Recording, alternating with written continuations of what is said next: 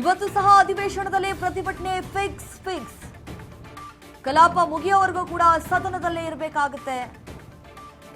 BJP ಸಂಸದರಿಗೆ ಸೂಚನೆ ಕೊಟ್ಟಿದ್ದಾರೆ. ಬಿಜೆಪಿಯ ನಾಯಕರು ಸದನದಲ್ಲಿಯೇ ಇರಬೇಕು ಅಂತ ಹೇಳಿ ಸಂಸದರಿಗೆ ಬಿಜೆಪಿ ಸೂಚನೆ ಕೊಟ್ಟಿದೆ.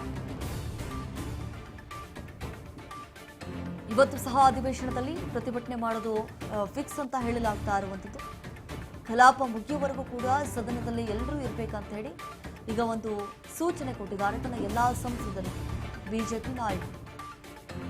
ನೋಡಿ, ಈಗಾಗಲೇ ವಿಪಕ್ಷದವರು ಯಾವ ರೀತಿ ಮುಗಿಬೀಳ್ತಿದ್ದಾರೆ ಇದೇ ಒಂದು ವಿಚಾರವನ್ನ ಮುಂದಿಟ್ಕೊಂಡು ಅಂತ ಹೇಳಿ ಈ ಒಂದು ವಿಚಾರದಲ್ಲಿ ರಾಜಕಾರಣ ಮಾಡ್ತಾ ಇದೆ ಕಾಂಗ್ರೆಸ್ ಅಂತ ಹೇಳಿ ಬಿಜೆಪಿ ನಾಯಕರು ಕೂಡ ಕೆಂಡಾಮಂಡಲವಾಗಿದ್ದಾರೆ.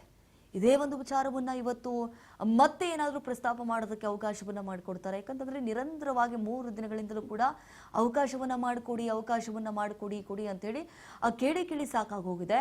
ಹಾಗಾದ್ರೆ ಇವತ್ತೇನಾದ್ರೂ ಸದನದಲ್ಲಿ ಇದೇ ಒಂದು ವಿಚಾರವನ್ನ ಮುಂದಿಟ್ಕೊಂಡು ಕೇಂದ್ರ ಸರ್ಕಾರವನ್ನ ಏನಾದ್ರೂ ಇಕ್ಕಟ್ಟಿಗೆ ಸಿಕ್ಕಿ ಹಾಕಿಸುವಂತಹ ಪ್ರಯತ್ನ ಮಾಡ್ತಾರ? ಮಧ್ಯರಾತ್ರಿ ವಿಡಿಯೋ ಮಾಡಿದ್ರೆ ಪರಿಹಾರವಲ್ಲ ಅಂದ್ರೆ ಪ್ರಧಾನಿ ಮೋದಿ ವಿಡಿಯೋಗೆ ಮಲ್ಲಿಕಾರ್ಜುನ ಖರ್ಗೆ ಕಿಡಿಕಾರಿದ್ದಾರೆ. ಪ್ರಸ್ತುತ ಸಂಸತ್ತಿನ ಅಧಿವೇಶನ ನಡೀತಾ ಇದೆ. ಪ್ರಧಾನಮಂತ್ರಿ ಸದನದಲ್ಲೇ ಹೇಳಿಕೆ ಕೊಡಬೇಕು ಅಂತ ತಡರಾತ್ರಿಯಲ್ಲಿ ವಿಡಿಯೋ ರೆಕಾರ್ಡ್ ಮಾಡಿದ್ದಾರೆ. ಏಕಪಕ್ಷೀಯವಾಗಿ ಪ್ರಧಾನಿ ನಡೆದುಕೊಳ್ಳಬಾರದು, ಸಂಸತ್ತಿನ ಹೊರಗೆ ಮನ್ ಕಿ ಬಾತ್ ನಡೆಸಬಾರದು. ಎಕ್ಸ್ ನಲ್ಲಿ ಮಲ್ಲಿಕಾರ್ಜುನ ಖರ್ಗೆ ಪೋಸ್ಟ್ ಮಾಡಿದ್ದಾರೆ. ಏನೇ ಇದ್ರೂ ಕೂಡ ಫೇಸ್ ಟು ಫೇಸ್ ಮಾತಾಡಬೇಕು, ಮುಖಾಮುಖಿಯಾಗಿ ಮಾತಾಡಬೇಕು.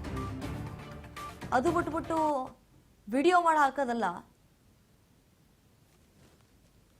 ಪ್ರಧಾನಿ ಮೋದಿ ವಿಡಿಯೋಗೆ ಮಲ್ಲಿಕಾರ್ಜುನ ಖರ್ಗೆ ಅವರು ಕಿಡಿಕಾರಿದ್ದಾರೆ.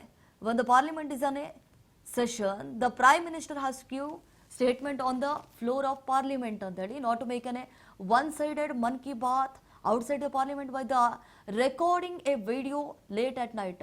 ನೋಡಿ, ರಾತ್ರಿ ವಿಡಿಯೋ ಮಾಡೋದಲ್ಲ. ಏನಿದ್ರು ಕೂಡ ಸದನದಲ್ಲಿ ಆ ಒಂದು ವಿಚಾರವನ್ನು ಪ್ರಸ್ತಾಪ ಮಾಡಬೇಕಾಗಿತ್ತು. ಏನಿದ್ರು ಇಲ್ಲಿ ಅವಕಾಶವನ್ನು ಮಾಡಿಕೊಡ್ಬೇಕಾಗಿತ್ತು. ಅದು ಬಿಟ್ಬಿಟ್ಟು ಹೋಗ್ಬಿಟ್ಟು ಎಲ್ಲೋ ಕುತ್ಕೊಂಡು ವಿಡಿಯೋ ಮಾಡೋದಲ್ಲ, ಇದು ಸರಿಯಲ್ಲ. Before coming to a parliament today, come after dismissing Dharmendra Pradhan, ಅವರನ್ನ ಮೊದಲು ಡಿಸ್ಮಿಸ್ ಮಾಡಬೇಕಾಗತ್ತೆ, ರಾಜೀನಾಮೆ